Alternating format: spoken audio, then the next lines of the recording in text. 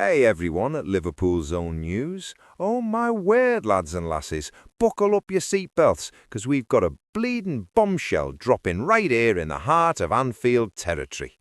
This ain't just any old transfer rumour floating around the Merseyside docks like yesterday's chip paper. No, this is the real deal, the kind of news that shakes the foundations of football like a scouser shouting at the ref on a rainy Saturday afternoon.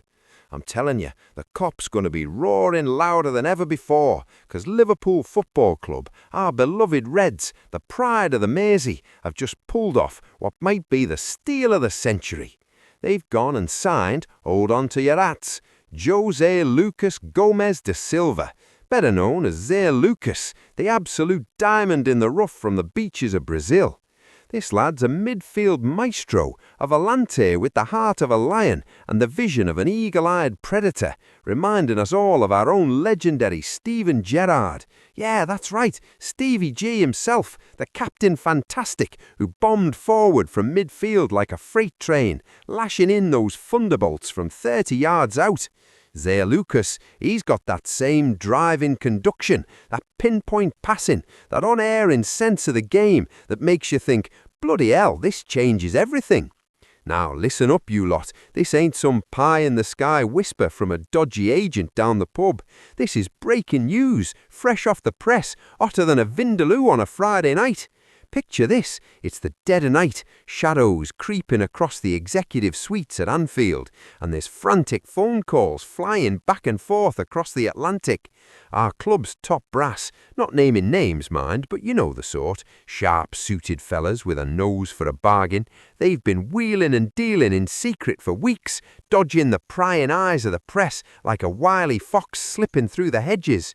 Word is, there were late-night meetings in smoky back rooms of Rio de Janeiro cafes, where the air's thick with the smell of strong coffee and even stronger ambition.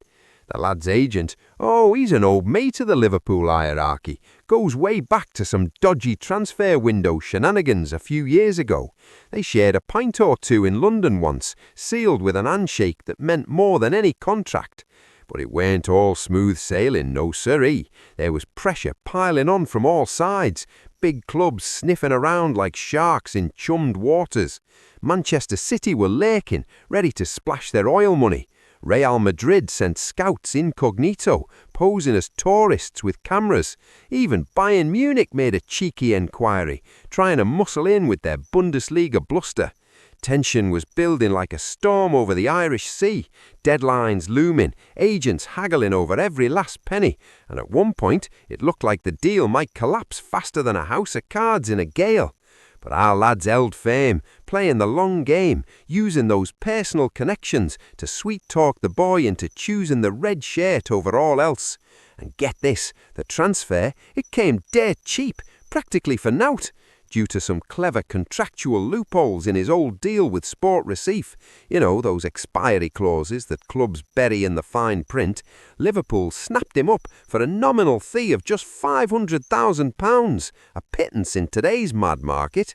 That's right, came for free in all but name, because the paperwork was so tangled up in Brazilian bureaucracy that it was like untangling a ball of wool after the cats had at it.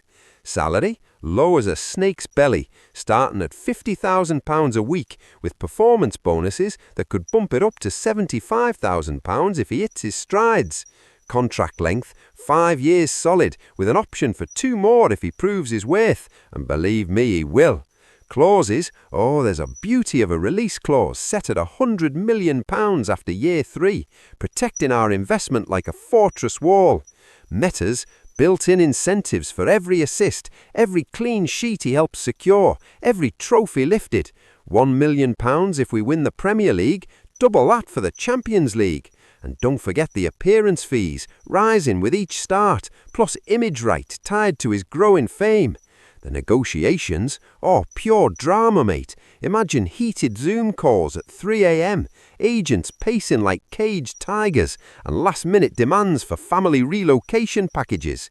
One insider whispered there was a secret clause for cultural integration, free Scouse lessons to get him speaking like a proper Liverpoolian. You know what I mean? But shh, that's between us. All right, let's dial up the suspense a notch, shall we? You think that's all? Nah, we're just warming up. Before we dive into how this lad's going to transform our midfield into a juggernaut, let's rewind the tape on Zaire Lucas's story. And oh boy, it's a tale that'll have you on the edge of your seat, heart pounding after a last-minute winner. Born in the sun-baked streets of Recife, Brazil in 2003. Yeah, he's only 22, fresh-faced with the wisdom of a veteran. Young Zaire started kicking a ball around on the dusty pitches of his favela neighbourhood. No fancy academies for him at first. It was all improvised goals made from old crates, dodging potholes and stray dogs, dreaming of glory while his mates cheered him on.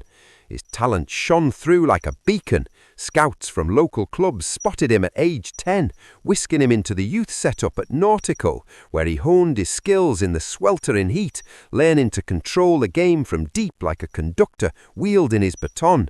But it was at Sport Recife where he truly exploded onto the scene, joining their senior squad at just 17, making his debut in the Brazilian Série B amid a roar that echoed through the stadium like thunder.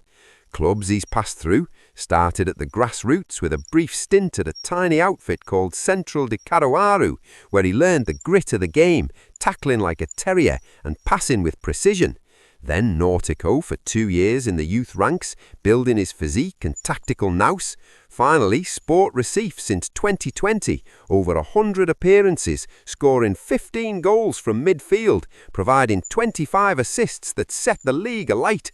Titles: he's lifted the Pernambuco State Championship twice with Sport, captaining the side in the second win, and was part of the Copa de Nordeste runners-up squad, where his last mask equaliser in the semi-final became legendary footage replayed on Brazilian telly for weeks. Prizes: oh, heaps! Named Brazilian Série B Young Player of the Year in 2022, scooped the Best Midfielder Award at the 2024 South American Youth Championships, and just last month voted into the Brazilian League Team of the Season. Convocations for the national team, you bet, called up to the Brazil Team 20s at 18, where he starred in the South American Youth Championship, scoring a belter from 25 yards in the final. Then the U23s for Olympic qualifiers, and whispers are he's on the cusp of a senior cap. Dorival Jr. himself praised him as the future engine of our midfield. Style of Jogo, pure poetry in motion, lads. He's a box-to-box volante, dominating the centre of the park like our old idols did. Comparisons: Steven Gerrard, as I said, that driving run, the long-range strikes that curl into the top corner, the leadership that rallies the troops when the chips are down. But throw in a dash of Kenny Dalglish's vision. King Kenny, the Scottish wizard who danced through defences in the 70s and 80s, creating magic with every touch. Or even a bit of Graham Souness, the hard-tackling enforcer in the 80s, with iron will. Point strong, technically sublime, first touch like velvet, passing range that switches play from left to right in a heartbeat, vision to spot runs that others miss. Physically, built like a tank, foot 6, strong as an ox, stamina to run all day, leaping like a salmon for headers. Mentally, ice cool under pressure, reads the game like a chess grandmaster, never shakes a challenge. Remember that time he played through a broken toe in a crucial derby, inspiring a comeback from 2-0 down?